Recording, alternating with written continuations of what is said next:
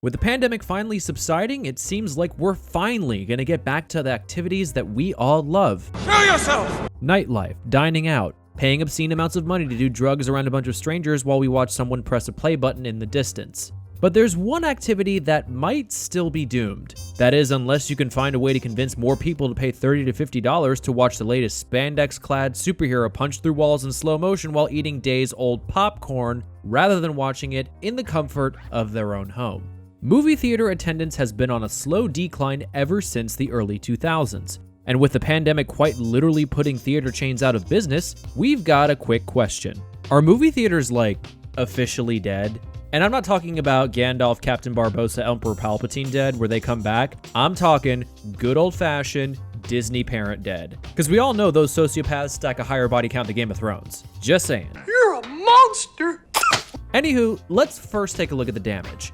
Thanks to the pandemic, movie theater attendance went down 71%. That ended up costing the global film industry an estimated $32 billion. To give you an idea of how much money that is, that's NASA's entire annual budget plus $10 billion.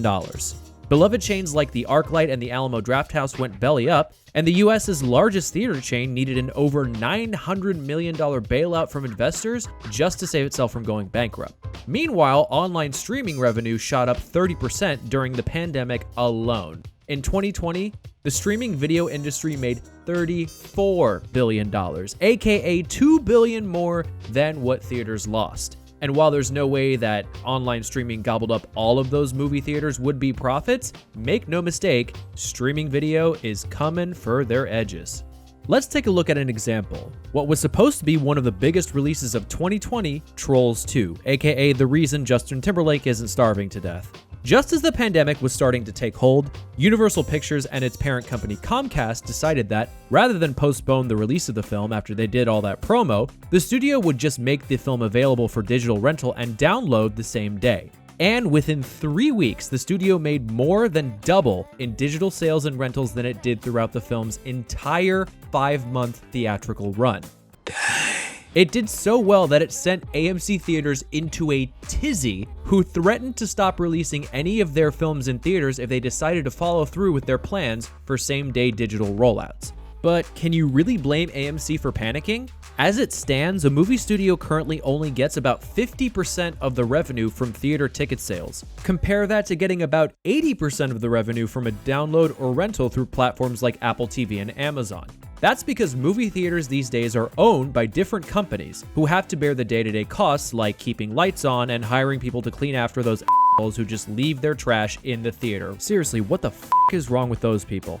This is more than a little ironic, because in the early days of the film industry, studios owned everything, from the stars in their films to the theaters that showed them. This was called vertical integration, and it was put to an end by an antitrust lawsuit by the United States government, who decided that this system made studios too powerful and forced them to divest from owning theaters. This allowed theaters to show whatever movies they wanted, and paved the way for the multiplex system that we know and love today. But now, vertical integration is threatening independent theaters again. Except it's not that studios are trying to muscle in and own theaters again.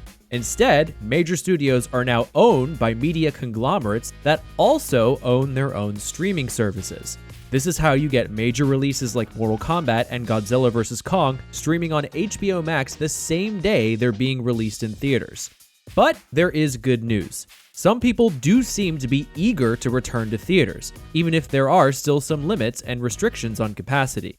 Godzilla vs. Kong still made almost $50 million at the box office in its first week. And in countries like China, who, let's face it, did a much better job managing the pandemic, box office records are being shattered even as a virus was running rampant in other parts of the world. That said, it does look like the American theater-going audience is going to be considerably smaller. In a recent study, 20% of respondents said that they have no intention of going back to theaters to watch movies, with another 10% saying that they are unlikely to return. And that's why theaters are pulling out all sorts of stops to try to entice people to come back. In addition to practices like paperless ticketing and assigned seating that came as a necessity during COVID, chains like Cinemark and the newly financed Alamo are introducing features like staggered seating, recline seating, new concession options, concessions delivered to your seat, and even their own companion apps offering the kind of featurettes and commentary tracks that you'd normally only get from home video. And with theater audiences likely to shrink and all those screens available, you can also expect a rise in private screenings, which is something that many chains like AMC did to float themselves through the pandemic. And they were a pretty big hit. Also, you can pretty much forget about having to wait 2 to 3 months before you can rent or buy a new movie. Virtually every entertainment expert agrees that if there's any casualty from the pandemic that'll remain, it's the traditional release window.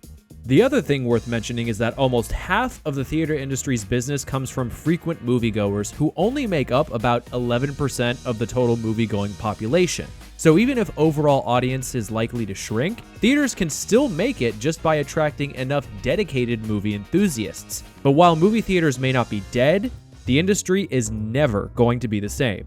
So if you're a purist like Martin Scorsese or Christopher Nolan or any of these other butthurt directors whining about how nothing can replace the movie theater, you had better get your butt in one of those seats and get it there as often as you can. And while you're waiting for your movie to start, here's something else you can watch. If there's any topic out there that's got you scratching your head and you're too scared to ask, you should totally send it our way. Tweet using the hashtag #QuickQuestion or email us at questions@brainjoltmedia.com. Don't forget to follow us, and remember, quick questions don't always have quick answers.